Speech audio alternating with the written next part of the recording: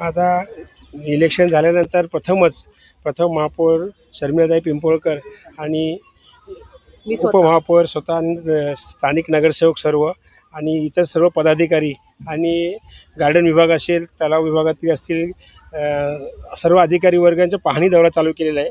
या दौऱ्यामध्ये कसराळी तलाव, मखमली तलाव, सिद्धेश्वर तलाव, तसेच कोलबाडचा माताडे तलाव, ब्रह्माळा तलाव आणि आंबे घोसाळे तलाव या तलावाचा पाहणी दौरा चालू केलेला आहे।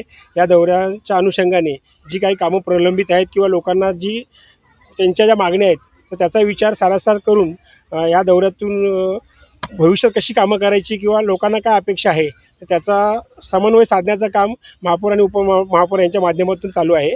आणि त्याचबरोबर प्रथम नागरिक आज म्हणजे महापौर प्रत्यक्ष रस्त्यावर उतरून पाहणी करतायत। ते ठाणेकरांना जे काय इलेक्शनमध्ये आश्वासन दिलेलं आहे महायुती म्हणून ते उपमहापौर महापौर म्हणून आम्ही दोघंही पार पाडायचा प्रयत्न करत आहोत। ठाणे शहर हे तलावांचं शहर म्हणून प्रसिद्ध आहे आणि या तलावांची जोपासना आणि सुशोभीकरण तसंच अनेक ठाणेकर नागरिक या तलावांमध्ये बाजूलाच त्याच्याच लगतच काही उद्यानं आहेत। तर नागरिकांसाठी काय सुरक्षा आणि त्यांची व्यवस्था कशी काय त्यांना चांगलं वाटेल हा पाहणी दौरा खरं तर आपण आज केलेला आहे। खरं तर ठाणे शहरामध्ये बरेच तलाव आहेत, पण आज त्यापैकी 6-7 तलाव आपण पाहणी दौऱ्यासाठी घेणार आहोत। आणि आपल्या महापौर दालनामध्ये याची एक तलावांच्या रिलेटेड जेवढे अधिकारी आपले ठाणे महानगरपालिकेचे आहेत त्यांच्याशी एक बैठक करून काय काय आपल्याला चांगल्या सुविधा या ठाणे शहरातील तलावांसाठी देण्यात येतील त्या आपण नक्कीच देऊ। आज कसराळी तलाव असू देत, मखमली, सिद्धेश्वर, कोलबाड, आंबे घोसाळे, गोकुळनगर, ब्रह्माळा ह्या तलावांची आज पाहणी दौरा आपण खरं तर घेतलेला आहे। आणि या पाहणी दौऱ्यामध्ये मला असं वाटतं सगळ्यात महत्त्वाचे म्हणजे जे ज्येष्ठ लोक इथे चालण्यासाठी येतात, काही नवीन पिढी तरुण पिढी असते, तर शौचालयांची खरं तर खूप दुरावस्था आहे।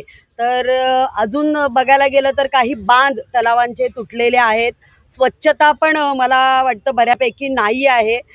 गेली 4 वर्ष प्रशासन सगळं बघत होती, पण आज नगरसेवक, महापौर, उपमहापौर सर्व महायुतीचं सरकार आहे आणि या सरकारच्या द्वारे ठाणे शहरातली विकास कामं जोरदार होत असताना महाराष्ट्र राज्याचे लाडके उपमुख्यमंत्री एकनाथजी शिंदे साहेब यांच्या मार्गदर्शनाखाली आणि यांच्या पुढाकारानेच खरं तर आम्ही उतरलो आहोत रस्त्यावर। आणि रस्त्यावर जर आपला नेता काम करत आहे तर त्यांच्याच मार्गदर्शनाखाली आपल्यालाही त्याच पद्धतीचं काम आपण करणार आहोत आणि करण्यासाठी सुरुवात केलेली आहे।